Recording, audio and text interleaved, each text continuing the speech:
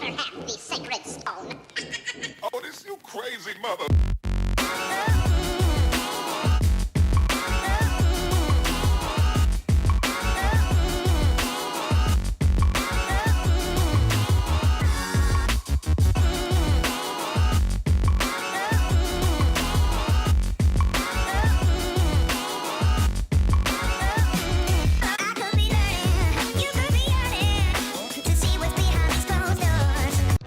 How's it going, guys?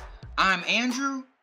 I'm Chris. And welcome back, yes, back, to Ballers Basement. Now, today, we're here to talk about the NBA Finals, Game 4, what took place, what transpired. The Cavs won, so the series shall go on Monday at Oracle Arena in Oakland. Going back to Oakland. So we're going to talk about what the Warriors need to do to close it out, what the Cavs need to do to keep the series extending to Game 6, and what took place in this game and what we feel the Cavs did well, the Warriors maybe could have done better. So yeah, Chris, why don't you start it off? What did you see in this game, or what did you think the Cavs did that made a difference? I think they played with heart and conviction. I think they played great. They was hitting their shots. They all shot over either 50% or over. They held Golden State's big three under 50%. They held Curry to less than double-digit rebounds and Durant to less than double-digit rebounds.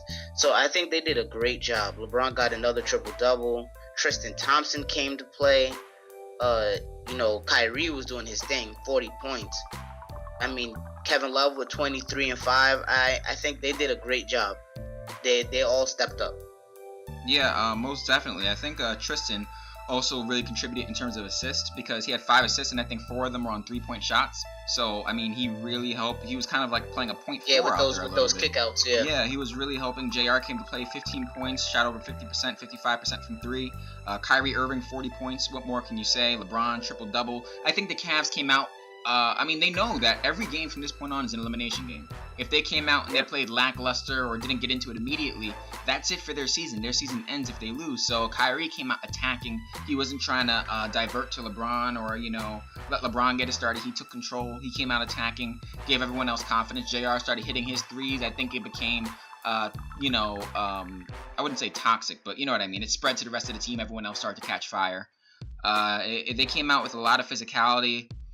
They were shooting the ball extremely well. One thing that I thought was scary is, like Paul Pierce said during the game, they had to have a record-breaking performance in order to beat Golden State the way they did. But Golden State wasn't too far behind if you think about it. Cleveland played. It's a record-breaking performance to beat Golden State the way they did, but they did win by 21. So no, I know, but the amount of threes they hit was win record. By 21. No, true. That's true. But Golden State wasn't too far behind. They had 66 or 68 by the half. They were playing pretty well. It felt like it was the first 6 minutes that Cleveland just came out, got him with a good punch, and they just kept the momentum going after that. Yeah, and it felt like any moment in the game, Golden State could potentially, you know how they go on their run. So it didn't feel safe at any point until the benches actually came in. But it was heck of a performance on Cleveland's part. They came out, going out screaming. They weren't gonna, just lay down nicely. And now they forced a Game 5 in Oakland. The Warriors, I think they played all right. They weren't hitting. I think the only person that really did, the only two people I can say that did their jobs were Durant and Draymond. Steph Curry didn't really show up as much as he should have, in my opinion. He only shot 30%. Klay Thompson only shot 36%. Even though Draymond shot 37%, he also had 16 and 14 with 4 assists, 2 steals, and a block. Yeah. So, Draymond is not known for a prolific scorer, but I think he's a great Swiss Army knife. And this game is pretty simple, and playing the Cavs offensively went on a clinic. They were amazing, and they pretty much blew Golden State out the gym. At the end of the game, it was a pretty big difference. 137 to 116. Now, I'm just interested to see, the Cavs got a game. They're now down 3-1, which is also familiar to everybody. It was done differently than it was last year, and they're going against a different team than last year, but now they're going back to Oakland. The way I think see they need to keep an eye on Draymond though, because Draymond is getting a little frustrated with the refs and the calls and stuff. And I think that's definitely something to pay attention to in the future. Yeah, but the way I see it for Game 5 coming up, I personally feel that if the Cavs... Okay, first and foremost, this is going to be the toughest game that any Cavaliers player has ever had to date. I mean, this game, in terms of its impact on this series, I mean, if they lose, that's it. And Golden State wins, and, you know, that'll be that. But it's going to be their toughest game. But if somehow the Cavs are able to pull this game out in a victory, I believe that this series will go 7, and then once it gets to Game 7, it's going to be a 50-50 shot for each team. Because if they win in Game 5, they go back to Cleveland. I think Cleveland will handle it at home, force a Game 7, and that would be extremely interesting. But I think Game 5 is extremely critical. I mean, if I were the Warriors... Yeah, if for the Cavs, they need to take... If they can take Game 5... Game 6 would be a lot easier than Game 5 would, because Golden State would be on their back heels. And the pressure, Game 7, if Golden State would be under immense pressure. The pressure is now on Golden State as of now. Great opportunity for Cleveland. Yeah, the pressure is now on Golden State as of right now. I mean, it's going to be extremely difficult. I mean, for Golden State, this is a must-win in Game 5. Because if they let it go past Game 5, it's like, wow, we really let them come back in this series. It's a must-win for both teams. Cleveland doesn't want their season to end, and Golden State doesn't want to take it back to Cleveland. Yeah. The Quicken Loans Arena was loud last night. And it'll be even louder if they bring it back for 6. You know that. You remember last year. Oh, yeah. So, it's... And the crowd was real petty for chanting Russell Westbrook during Kevin Durant's free throws. They're going to do anything they can to throw that man off. You know that. Anything. He still had, like, what was it, 35? Almost 40? Kevin Durant, he had 35 points. Yeah, shot he was 40%. Doing his thing last night. He was playing well. I mean, but the Cavs were just 50 for 60 from the free throw line, so he was still pretty on point with it.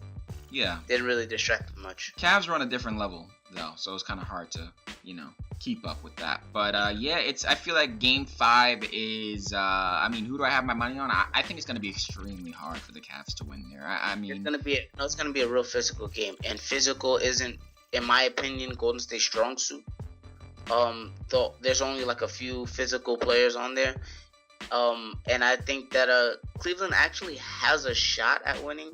Do I think they're gonna win? I honestly can't begin to tell you. Golden State is their arena is one of the loudest in the NBA, so I honestly can't tell you. I don't know how well Cleveland's gonna come out to play. They won last year in Oakland, but. It's going to be a tough game. It's going to be a tough game. This is it. I mean, Game 5, if the Cavs could push it to 6, that's amazing. In itself, because then they have an extremely good chance of bringing it to 7. And if they bring it to 7, my lord, I mean, here we go again. They were down 3-0. I mean, we're getting ahead of ourselves. This is only one win, but it's only one win. The fashion in which they won. I don't put too much on it, but I know that this next game that's coming up on Monday is going to be a real physical game. Yeah, but my thing is, I think the best chance the Cavs have is if their shooting momentum and their vibe from this game, from Game 4, transfers over to Game 5, and they still shoot the ball well, and they play decent defense, because you know how the game can get away from you in Oracle once they start connecting on those three-point shots and start swinging the ball. So it's going to take immense fortitude. And that's another thing. The Cavs had great ball movement. They were swinging the ball around to get to that open shooter, and I think they did a great job. Golden State wasn't really comfortable defending that as much as they're comfortable doing it. Yeah. It was a great game. I mean, the Cavs didn't get swept. They're bringing it back to the Oracle for Game 5. This is the Cavs have to show up just as good, if not better, than they did in Game 4. I mean, definitely. It is. I mean, I know it's one game. They extended their season. I'm not overreacting here, but it's gonna be so hard to win there. So hard. If they could get over, I think this is the biggest hump right now in their way. This game. I mean, every game is a hump, because if they lose, that's it. But right now I feel like the pressure is kind of going towards Golden State, not fully on them yet. But if they drop a Game 5, the pressure's fully on them. The pressure's fully on them. So for Cleveland, I would just attack, like Chris said, physicality.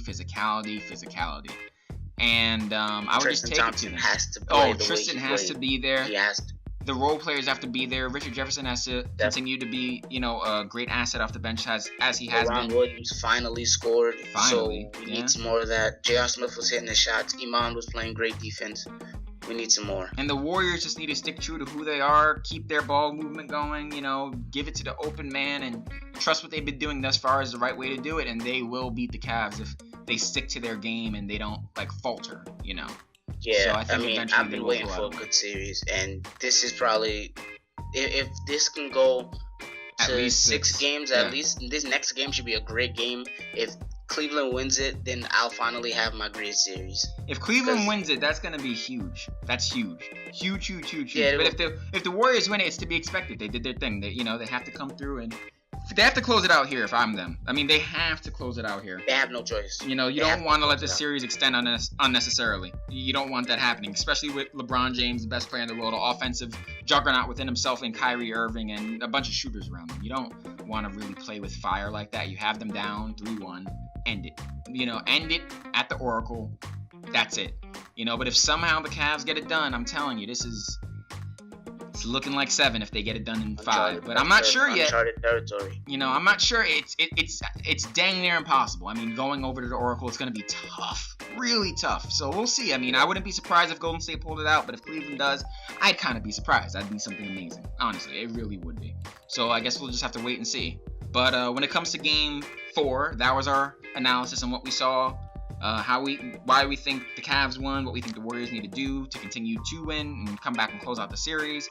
If you like this video, please be sure to like, comment. We'd like to know your feedback, what you think, how many games you think this is going to go. Is it going to end next game? Is it going to go 6? Is it going to go 7? Let us know. And lastly, subscribe. Subscribe to our channel and press that bell button next to the subscribe button so you know when we post videos. You become part of our Noto squad, our notification squad, so you know when we're in the basement talking hoops. But yeah, I hope you guys enjoyed, and we'll catch you later. Peace.